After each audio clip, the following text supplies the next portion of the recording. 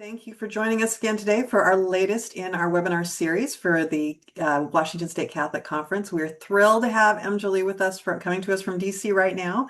Before we get started too, we always like to begin with prayer. And so I will just ask us all to take a moment to put ourselves into the right frame of mind as we discuss our church's teaching on the death penalty and where the death penalty stands nationally. And if you will join me in the name of the Father, and of the Son, and of the Holy Spirit. Amen. God of mercy, you bestow upon every person a dignity that cannot be extinguished, no matter the harm someone has suffered or caused. Rooted in the sacred value of all life, we work together to transform the criminal justice system by ending the death penalty. Enliven our commitment to work with determination for its abolition worldwide. Ignite in our imaginations more restorative approaches to harm and violence that embody your vision of a right relationship. For any person who is a victim of, responsible for, or witness to crime, may we be vessels of your hope, healing, and redemption. Embolden in us the fire to foster a culture of life. Sustain our pursuit of reconciling justice, that we may model your compassion and mercy with our lives. In Jesus' name we pray. Amen. All right. Well, again, thank you for joining us. I am Jean Hill. I'm the Executive Director of the Washington State Catholic Conference, and joining me today is Tracy Yackley, who is also with the Catholic Conference. And again, we are thrilled to have Emmjolee Mendoza Waters from Catholic Mobilizing Network, or Catholics Mobilizing Network. Emmjolee has served as the director of the Death Penalty Abolition Program and is fairly new to the CMN family, joining in August of 2023. She brings 20 years of experience in education, advocacy, and ministry with a particular focus on young adults. During her tenure at the Catholic University of America, Emmjolee helped build a culture of service and justice rooted in Catholic social teaching. She created faith-based programs that engaged young adults in direct service, in local and national advocacy, and in holistic formation. Emmjolee has organized social justice advocacy and education programs around issues of hunger and homelessness, food insecurity, race, and diversity. She has extensive partnerships locally, nationally, and internationally, all focused on mutual relationship building. And we are, again, so happy that she was able to join us today. And so, Emmjolee, please tell us about the state of the death penalty. Well, thank you, Jean and Tracy, and for the Washington Catholic Conference for having me today. And it's so timely because, as many of you might know, October is Respect Life Month, and tomorrow, October 10th, will mark the World Day Against the Death Penalty. And so thank you for all of you who are joining and live right now on the Zoom, and then later for the webinar recording.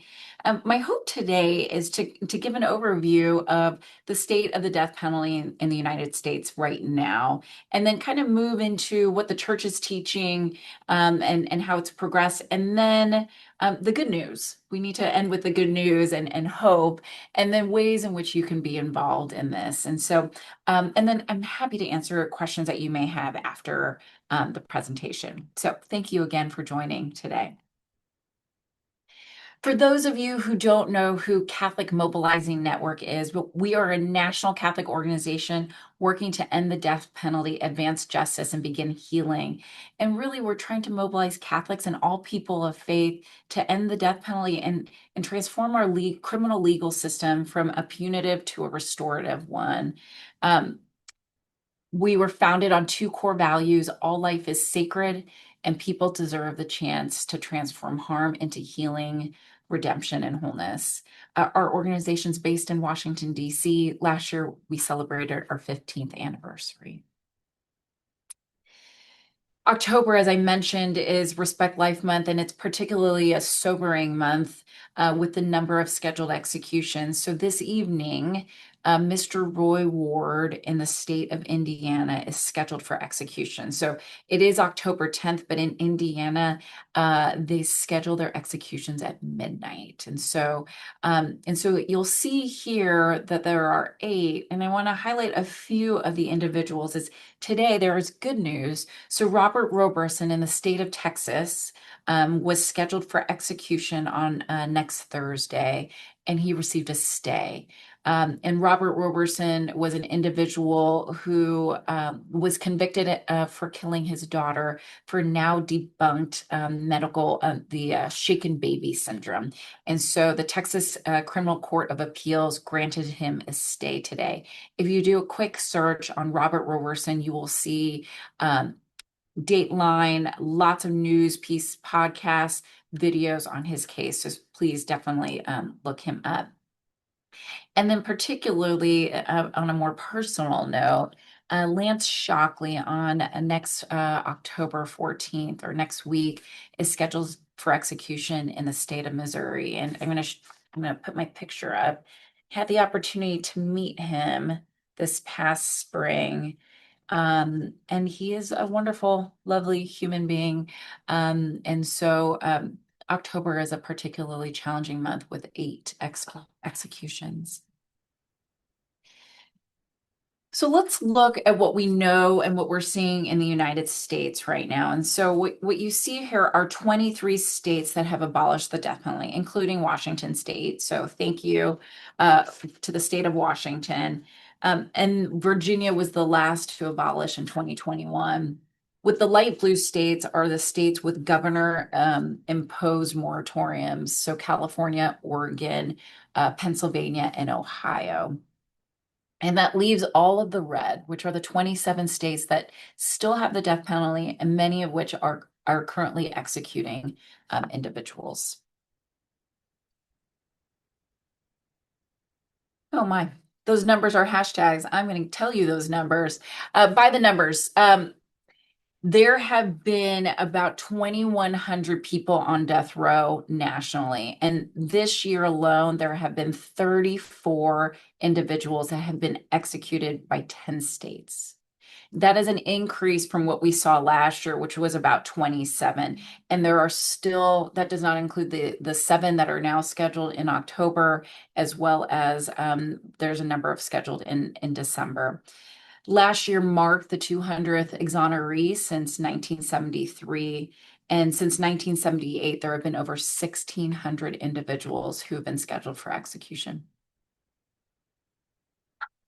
And following along the maps, and so you saw the map of the United States. I think it's so important for us to look at the global map and the company we keep. So just to see at the world stage is that more than 70% of the world's nations have abolished capital punishment by law.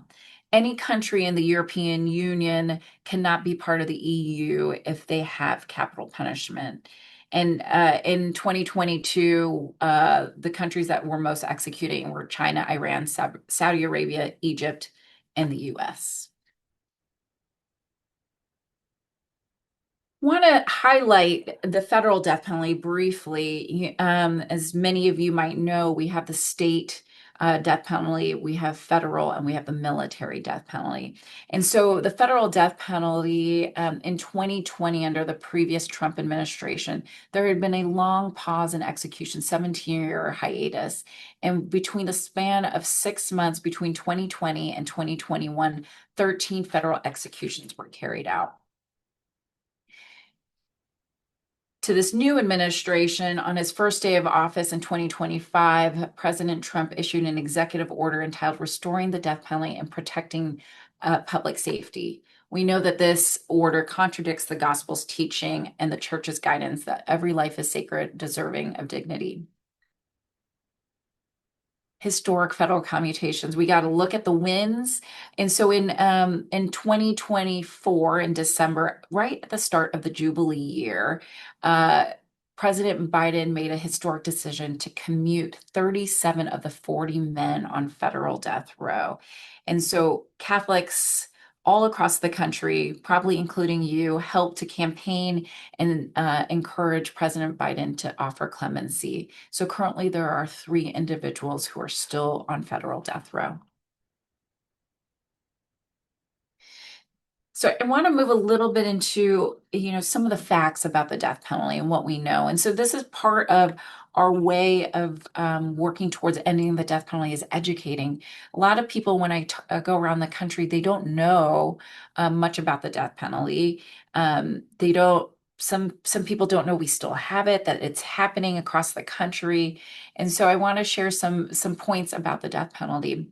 And so we know that the death penalty is a flawed system. And so, for innocence, for every 8 people executed in the US, 1 person has been exonerated. And so, as of today, there are 201 exonerees. And for example, today, with Robert Roberson's stay, even more important, the state of Texas was about to execute an innocent man. We know that the death penalty is rooted in racism, racial disparities in death sentencing. People of color are disproportionately represented on death row, especially those convicted of white victims. And then you could see this graph um, uh, versus a white defendant and a black victim, and a black defendant and a white victim. And so the death penalty has had a long history of racial injustice, from slavery and lynching to mass incarceration, showing how that these issues have carried through today. This statistic is always so mind-boggling for me, that the death penalty is arbitrary. So just 2% of American counties represent 56% of all executions carried out since 1976. So I wanted to show you this map, and so it looks at executions by county. So you could see the smattering of the counties that are responsible for death warrants. And so this will even show you by specific county. So you'll see a number in Texas. And this just goes to show that it's arbitrary. It really depends where that crime was committed, where that trial will be placed, who's the prosecutor. And so when people say, well, this is justice, it really is arbitrary based on geographic location. Oftentimes people will say, well, we should, keeping someone with life without parole is so much more expensive. And when we look at the death penalty fiscally, we know statistically that the death penalty costs more than other sentences. And why is that? It's because of court proceedings, solitary confinement, um, uh, mandatory uh, trials and execution protocols. Um, and so I wanted to highlight Utah as an example. And so the death penalty is significantly more expensive. So in the state of Utah, the death penalty costs the state an additional 1.6 million per inmate from trial to execution, compared to life without parole. In the state of Indiana, for example, drugs cost lethal injection drugs for Mr. Ward and for their previous execution cost $1.2 million, half of which expired. So the state wasted over $500,000 on expired drugs. And so those are just 2 examples to kind of illustrate the cost of capital punishment versus life without parole. Let's talk a little bit about execution methods. States are struggling to obtain lethal injection drugs and resorting to compound drugs, which don't require the same approvals as traditional drugs and are not FDA approved. Some states are bringing back old methods, and in South Carolina, Brad Sigmund was executed by firing squad, the first use of this method in over 15 years. And other states are exploring new methods, such as nitrogen gas, which is gas suffocation. Alabama was the first to use it in 2024. And even though the American Veterinarian Medical Association says it's inappropriate to use to euthanize animals. So you're seeing all of these different execution methods, and states are beginning to change state laws to include and expand to these other methods. We might be hearing this in the national narrative about crime and the death penalty as a deterrent. Does the death penalty make communities safe? We know that the death penalty does not make communities safer. So, for example, looking at the statistic from the FBI Uniform Crime Report, between 1990 and 2020 shows that in every single year during that period, The murder rates that retain the death penalty was not higher in states that do not. And over the past 20 years, the homicide rate in death penalty states have been 48 to 101% higher than in non-death penalty states. Studies also show that states abolishing the death penalty often experience no increase in violent crime, indicating that the death penalty is not an effective deterrent. I was just at Notre Dame for an education event, and I was with a death row exoneree, Gary Drinkard from the state of Alabama, and he had someone from the crowd had asked this question: "Is this a deterrent?" And he said all of these crimes, the people who were on death row and for a crime that was committed was for a crime of passion. At that moment, they were not thinking that if I do this, I will get the death penalty. And so it just was a highlight and just the humanity that the crimes that are happening and the death penalty as a deterrent, people are not thinking right before this moment happens, if I do this, what is my consequence? There's a crime of passion. And in that moment, maybe the worst moment and the worst decision can have some dire consequences. We know that the death penalty is not just. And so we looked at how arbitrary, racial injustice, we're looking at innocence, we're looking at cost, but we know that the death penalty perpetuates cycles of harm and violence and oppression. We know many countless victim family members that share that it does not bring healing or closure or sense of justice. Oftentimes it opens up wounds, and the death penalty does not deter crime. And I wanted to share a few quotes from a number of murder victim family members who are just recently. So Mr. Jeffrey Rust was recently executed. This is Will Berry, the son of Margaret Berry. And he says, "The criminal justice system is not built with victims' needs, wishes, and well-being in mind. I know that as well as anybody, because what is being done in my name is not what I want or what I need." And the same of John Cowan. "I know it is not my place to decide when any person should die, and I don't believe it's the state's place to do that either. That kind of judgment is something only God is qualified to make." And so I think it's important to hear from those who are directly impacted. So what I hoped I shared a little bit is just the snapshot on some of the data that we're seeing right now in the death penalty and across the states, some of the issues and the problems that we know about the death penalty. And I want to kind of segue into what the church shares about the death penalty and this important life issue. And it's so timely that we're doing this webinar during the month of October for Respect Life Month and on the eve of the World Day Against the Death Penalty. And so we know that this is a life issue. And I want to share first a video that I think Pope Francis so clearly says so well about the church's teaching on the death penalty.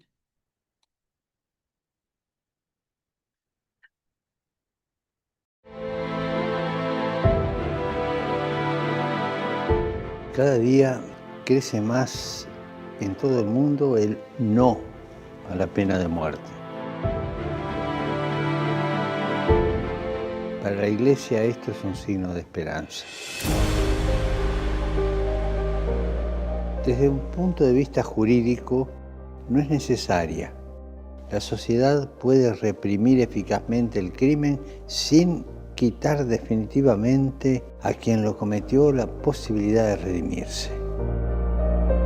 Siempre, en toda condena, debe haber una ventana de esperanza.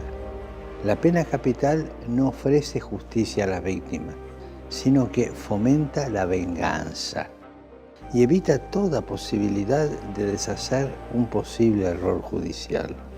Por otro lado, moralmente la pena de muerte es inadecuada. Destruye el don más importante que hemos recibido, la vida.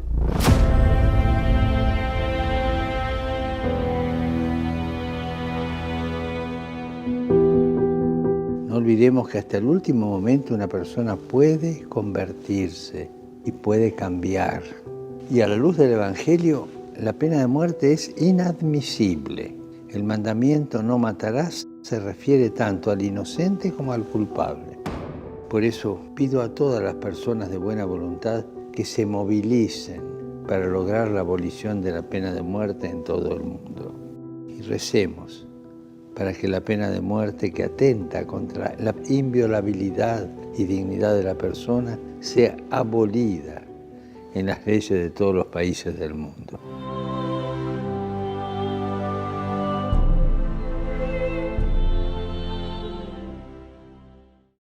CMN had the opportunity to work with Pope Francis' prayer of the month. I think that was in 2023.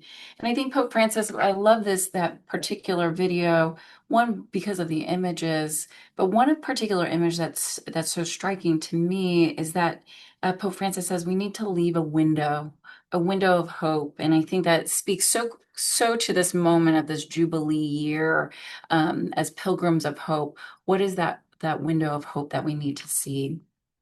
So I'm going to look at the three previous popes have all been consistent in saying that the death penalty undermines human dignity, is cruel, and does not bring about true justice. Pope Leo just a few weeks ago told reporters that people cannot support the death penalty and call themselves pro-life. So you'll see here Pope John Paul II at his papal mass in St. Louis, I renew the appeal for consensus to end the death penalty, which is both cruel and unnecessary. And then you have Pope Benedict in 2011. I draw the attention of society's leaders to the need to make every effort to eliminate the death penalty. And then in 2015, when Pope Francis addressed Congress, the death penalty does not render justice to the victims, but rather fosters vengeance. And so you can see this continual movement towards ending the death penalty. In 2018, the catechism, the revision of the catechism to say that the death penalty is inadmissible because it is an attack on the inviolability and dignity of the person. By placing this update in the catechism, Pope Francis made it clear it is part of our faith to oppose capital punishment. And this is where the Catholic Church stands on the death penalty. There's clarity that the death penalty is unacceptable in every instance, no exceptions.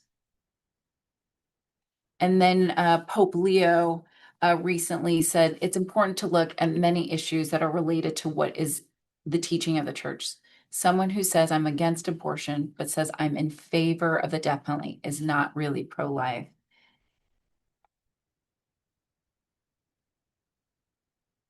And so that is a very broad strokes of what the church says and teaches about the death penalty. What I want to share with you is why is this important for Catholics? What can Catholics do? And what are the data around Catholics in regards to capital punishment? And so Catholics comprise 20% of the US population, and which means that we hold significant influence, particularly in key death penalty states, and represent many public positions in power. So for example, when we look at some of these death penalty states that are currently executing, Indiana tonight, governor is Catholic. In Texas, the governor is Catholic. In Florida, the governor is Catholic. And in Missouri. And so our Catholic presence is important. And so it's important for us to understand. In 2021, Catholic Mobilizing Network had partnered with CARA, Center for Applied Research in the Apostolate. And we did our own internal study to help inform our own work on what Catholics believe or know about the death penalty. And so what we learned was pretty sobering, is that only 33% of Catholics could accurately identify the church's teaching on the death penalty. We know that Catholics oppose capital punishment at a marginally higher rate than the general public, and that positively, young Catholics are the most likely to support death penalty abolition legislation alongside weekly Mass attendees.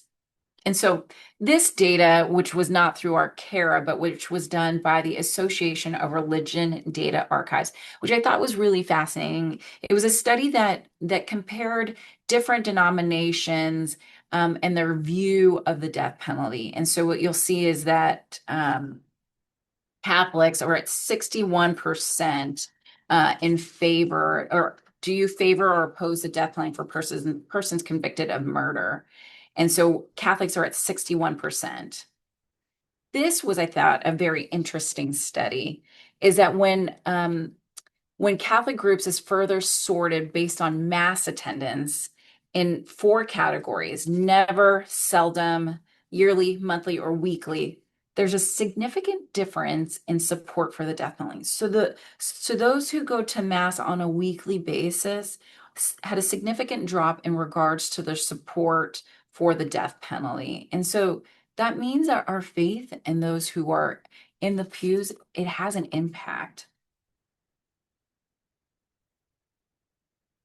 And so I know we talked about the number of executions and the states that are executing and the problems. What I wanted to end is where we see progress, and we are moving in the right direction, and that the advocacy and the education that we are doing matters. And so, as I showed in regards to some of that data, is that public support for the death penalty in last year measured the lowest in 50 years. So 53% of the overall public is in favor of the death penalty, which is its lowest public support. So we know it's moving in the right direction. And we also know that new death sentences are down nearly 30% compared to the same period last year. As I mentioned in regards to young Catholics, but young people as a generation are moving away from death penalty support. So you'll see here that significant drop from baby boomers, Gen X to millennials. And so Catholic Mobilizing Network is committed to working with the next generation who will be ending the death penalty. And so I'm excited. We have just hired a new young adult engagement associate whose job will be to continue to work with young people and engage in this important work.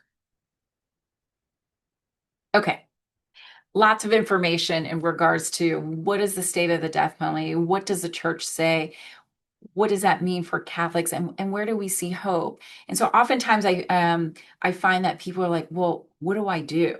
And maybe particularly you from a state, the Washington state, that abolished the death penalty, which again, you should be so happy and so proud that Washington State abolished in 2018, and that your governor in 2023 signed legislation formally removing death penalty laws from the books. And so oftentimes people say, well, I don't live in that state. This isn't around me. What can I actually do to help end the death penalty? And so I think education is key. What you're seeing in the national narrative, what you're seeing in the news, continue to learn and understand this issue. And so Catholic Mobilizing Network puts out a death penalty quarterly, which really looks at the last 3 months and gives an analysis of what we're seeing and the trends. And so that's actually coming out next week. We have a number of webinars. We'll be doing another one for the Jubilee. We'll be doing a number in the beginning of the 2026. We have a number of Intro to Restorative Justice virtual workshops, and so many more ways to continue to learn about this issue. The power of prayer. I think Catholic Mobilizing Network has a number of ways in which you as a parishioner, or maybe as a teacher, or even in your own home, can bring prayer to this issue. I'm challenged. It's Respect Life Month, and I have yet to hear a petition about the death penalty or those on death row in my own parish. So that was my number one, what I'm going to do. I'm going to email my pastor.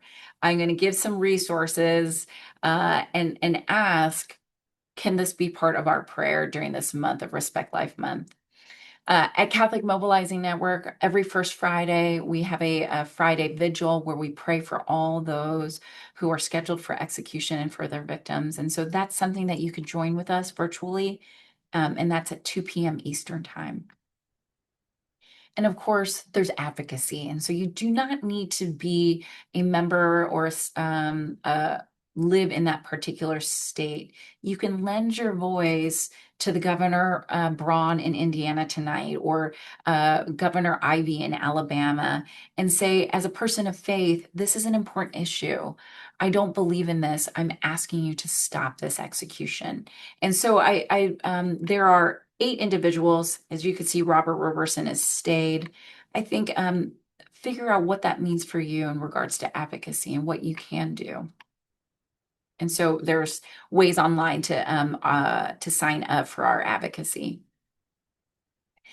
We do have a Respect Life Month toolkit. So when I'm done screen sharing, I'll try to put some of these in the chat, or maybe follow up with Tracy and Jean. But CMN has a Respect Life Month toolkit, which has a number of beautiful prayers, Maximilian Kolbe prayer service, ways in which you can bring this issue to your own parish, your small groups, or even to your home life. I printed out our novena for Respect Life Month to bring with to pray with my kids at home. And obviously, you could follow us on social media. I would love to answer any questions. Thank you so much, Emmjolee. And I would ask people, if you do want to ask questions, please turn your camera on just so our speaker can talk directly to you. And Emmjolee, I have a couple of questions for you while we're waiting. And first, I want to say I love that you're going to reach out to your pastor about, can we at least put this into the prayers of the faithful, or reflect the full ethic of life? Well, it's one of those things, I'm sending all these toolkits all across the country, and I was like, wait a minute, my own church, I haven't heard about it. It's not in our bulletin. I'm embarrassed to say this. I was like, our materials, like our prayer cards, are not in the back of my own church. And so it was a personal reflection of what am I doing, and what are some small things that I can do to bring this to my own community. And on that note, what about, I do get Catholics who send messages about, the church is not opposed to the death penalty. Obviously, that's not accurate, but, we don't want to just sit and have a battle with somebody. Do you have any ideas for how do we talk to our fellow Catholics about what church teaching is on this topic? Yeah, I'd usually listen.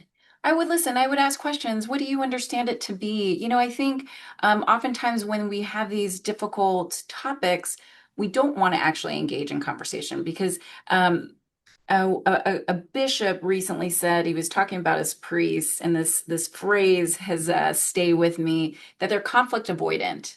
Right. And so I think sometimes we are conflict avoidant. We're like, ooh, that makes me uncomfortable. I don't want to engage in that conversation. So if someone is brave enough to maybe offer a differing opinion, I would engage in conversation and understand where they're coming from, what they know. If you have, if you know information, hence why the education is important, to say, well, maybe, I had heard, or I read that, people are innocent, or, this costs more, or, I really do believe in forgiveness. I think the gospel, was it yesterday or 2 days ago, was the Our Father. And for most Catholics, we pray the Our Father almost every day. And it says, forgive us our trespasses as we forgive those who trespass against us. And that was a prayer that I said my whole life, rolls right off your lips. But in this work has different meaning. And so I would always start from a posture of listening. No one wants to be, well, this is what the church teaches. It's a journey. And I believe that we accompany people, but we'd like to give people facts, and so that they really understand the reality. And then if there's opportunities to introduce someone who's been directly impacted, I think that has the power of storytelling is significant. Perfect. Thank you. Felicia, do you have a question? You're Yes. muted. Oh, there you Yes. go. Yes, thank you. I was just wondering if on the website, if there's a blurb, so that we're not recreating the wheel, so that we can get this information out to our parish bulletins.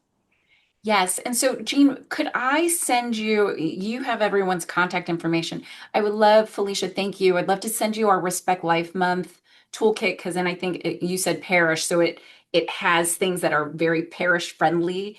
And then it has some data. So we have these resources of cards that gives like similar to what I shared, but what Catholics think about this, what we, regards to cost, innocence. So you have some very concrete facts to talk about it as well as church teaching. And so I'm happy to send that over. Would love for you. Again, here's a challenge. You could say to your pastor, I just went to this. Here's the link for Respect Life Month toolkit on the death penalty. Is there something we can do in our own parish?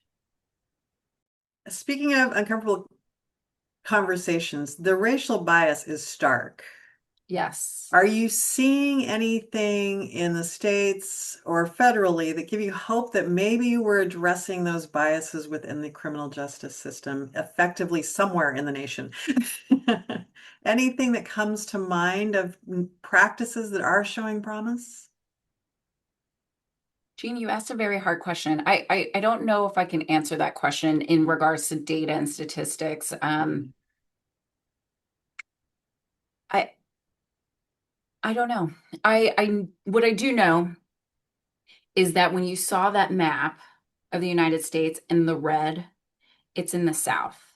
And we know that the work ahead of us of the states that still have the death penalty are mostly in the South. And we know those are going to be the most challenging. And I think that is tied to our history of slavery. And so, again, I was just at Notre Dame for, I flew in this morning and I was with a death row exoneree from Alabama and an attorney a death row attorney, but spent a lot of her work in the state of Alabama. And just from their own experiences and listening about Alabama, and I'm just talking about the state, Alabama system, how the racial injustice, particularly in the system, it did not seem like change was happening. And so I don't know.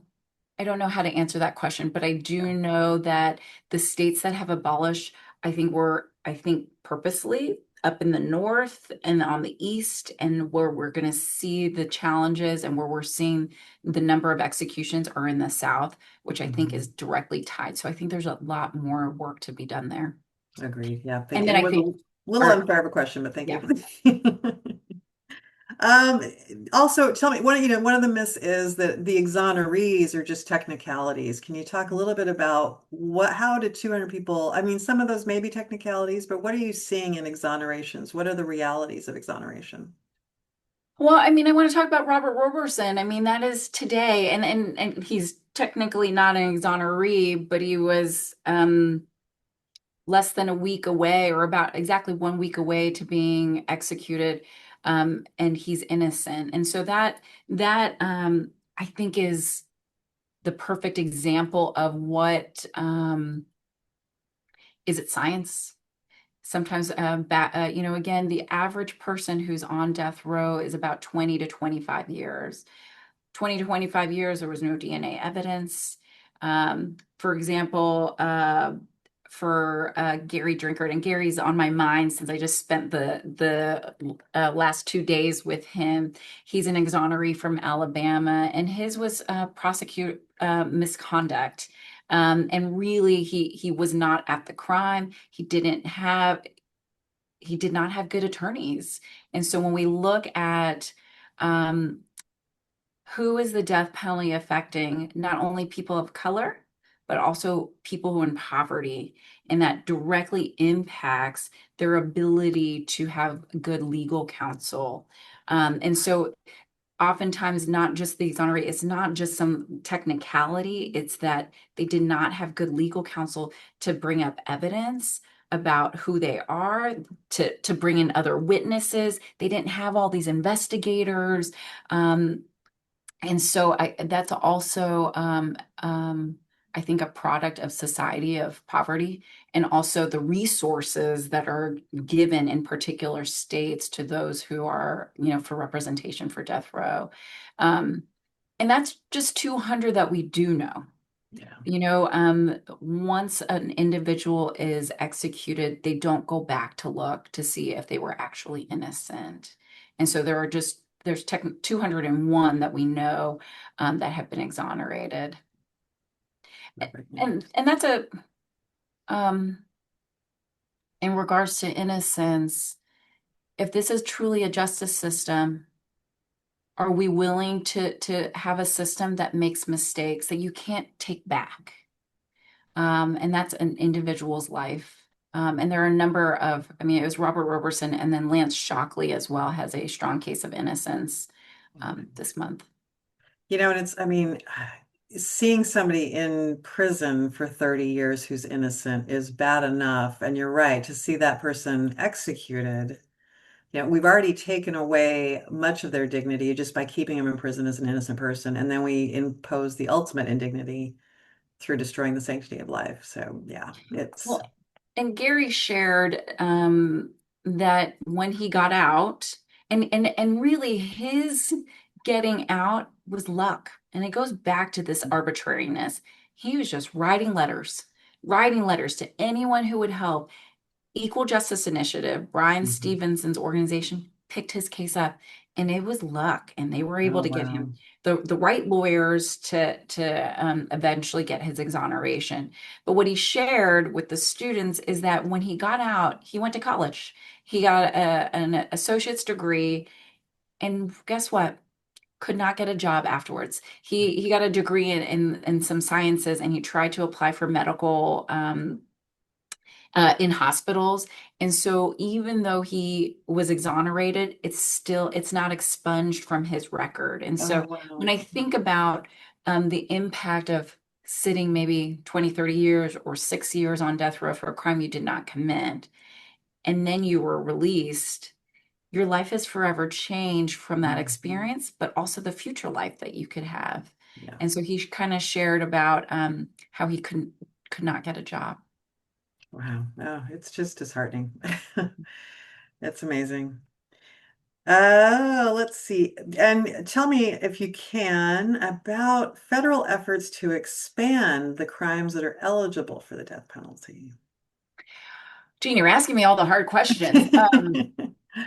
You know what? We are trying to keep up. So, as you know, you're seeing in the national narrative the death penalty coming up in regards to the federal death penalty, and particularly, let's say, in Washington, D.C. To be honest, I had to go to our legal experts. I'm like, can this happen? And so, to expand, and in particular in D.C., where it was, mandatory sentence, death sentence for every capital murder. Again, sometimes there are statements that are not actually true. And so that is one of them. The statement of trying to pursue more death sentences, that is true. And so it could happen. So in Washington, D.C., even though the District of Columbia does not have the death penalty, the federal government has always had the death penalty as a lever. Now, has it always been seeking it? We will only see if the federal government will continue to try to seek these death sentences.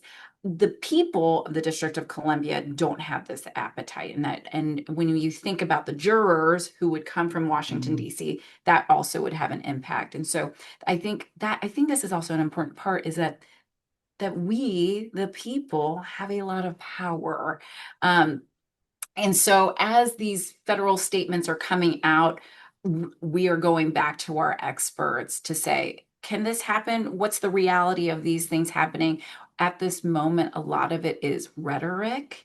And so CMN, our strategy is to spend a lot more time in the states focused, because we know that that's where that work will happen. There's going to be a lot of litigation and I think some power struggles at that federal level. But I think time will tell if we will actually see that. Thank you.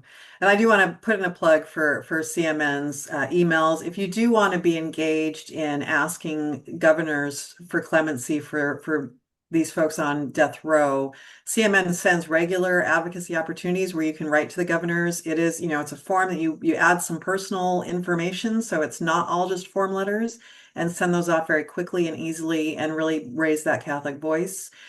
I also want to say, our delegation may be opposed to the death penalty, but may also not think about it very much, even on the federal level, because the state's clear. And so writing to your own congressperson around federal policy is still a very good way to engage in advocacy on this topic, because they are going to be faced with some of those decisions. They do have the opportunity to change federal law on this.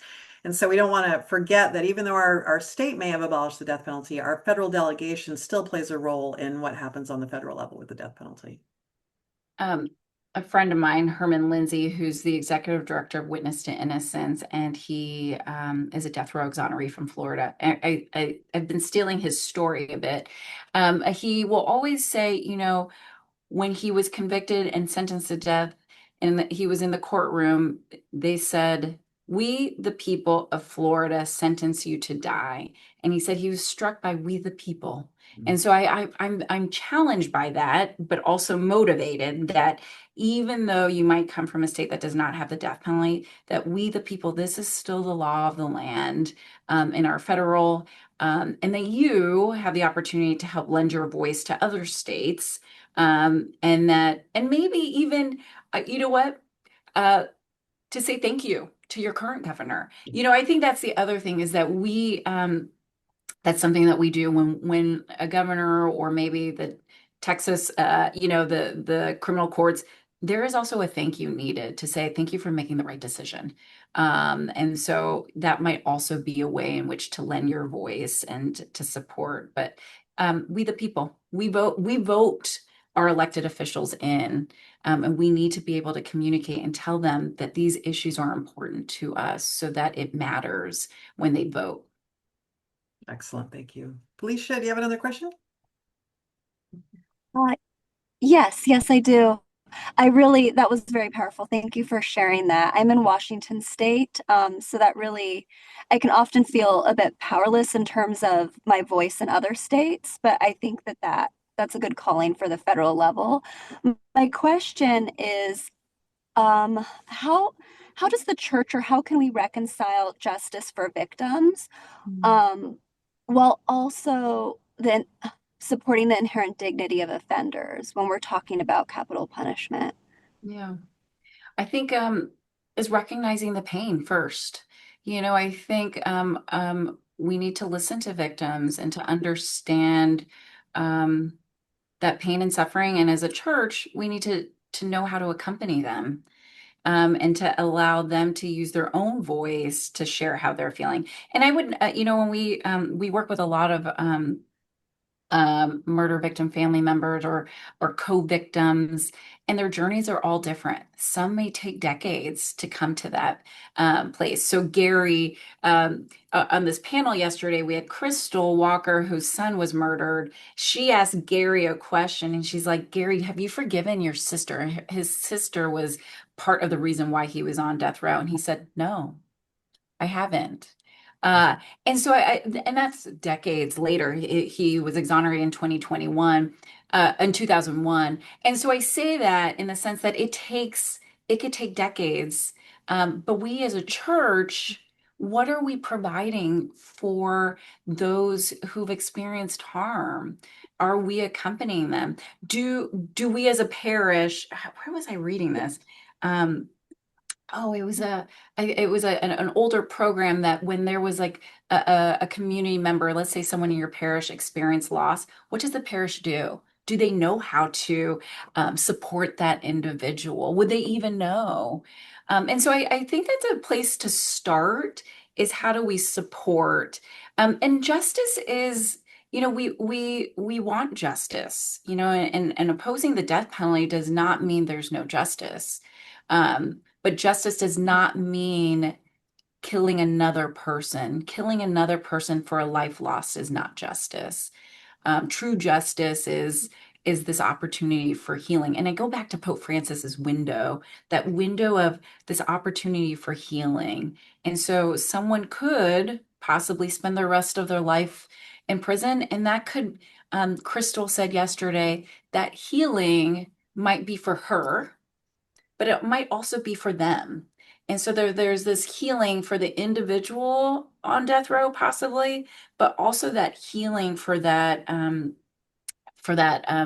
victim family member. And when we execute, when we close that window, that opportunity for healing is shut. And so I think we need to always keep that. But I would take the posture of listening and accompaniment, but I'd question, how are we doing that? Would we even know? And I've met so many people who've been impacted by this, and this other woman whose brother was on death row. She said her own church shunned her. Once they knew her brother was accused of this crime, her own church shunned her. And she said, I walked across the street to this Catholic church and they took me in. And that's actually how she became Catholic. But it was a touching story, but also like, when that happens in our own community, are we a welcoming community, or are we too afraid to know or what to say? And so I'd start there. Excellent. Thank you so much. Thank you. I'm going to throw in too. I think, this idea that this is justice means that for all of the families who've had loved ones murdered who didn't get the death penalty, somehow they didn't get justice. I mean, we're pitting victims against each other with this narrative. And so we can fight back against that idea that it's only justice for those who had an execution, which compared to all of the other life without parole folks, that's not a lot of justice then. So we either have to start massive executions, which none of us want to see, or we have to recognize that this isn't how we get justice. But I think it's important to continually hit that point that this is not justice. This is vengeance. And we understand that victims and family members of victims want vengeance, but that's not the state's role. Christopher, please go ahead and ask your question. Hi, Jean. Thank you so much. And Emmjolee, thank you for your wisdom. Super helpful to kind of hear about all the good work that you're doing. I actually had the pleasure of being in EMT school with the husband of one of the attorneys who overturned the death penalty here in Washington State. So really cool to be able to get to thank her in person in her own living room for while you were doing CPR lessons. So really a cool experience. Really excited that the Washington Catholic Conference is highlighting this issue. I was able to hear Jean speak last week or 2 weeks ago at the Immigration Summit at Seattle U. And so seeing this sort of as a way to connect us to the broader issue of life is so important. And I'll keep an eye out for those resources, hoping to send those to my parish on tomorrow, sort of on, the World Day to End the Death Penalty. Great. I think for me, the question becomes all of the resources you sent are great. And I guess what I would add to your comments around really listening, which I think is just such a wonderful posture, and it's not something we hear from a lot of activists, right? Oh, we're going to listen. It's such a lovely shift.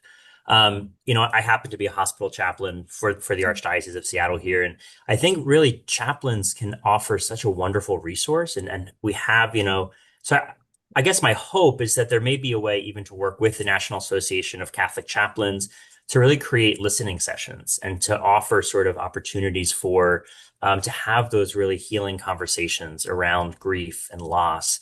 What does redemption look like?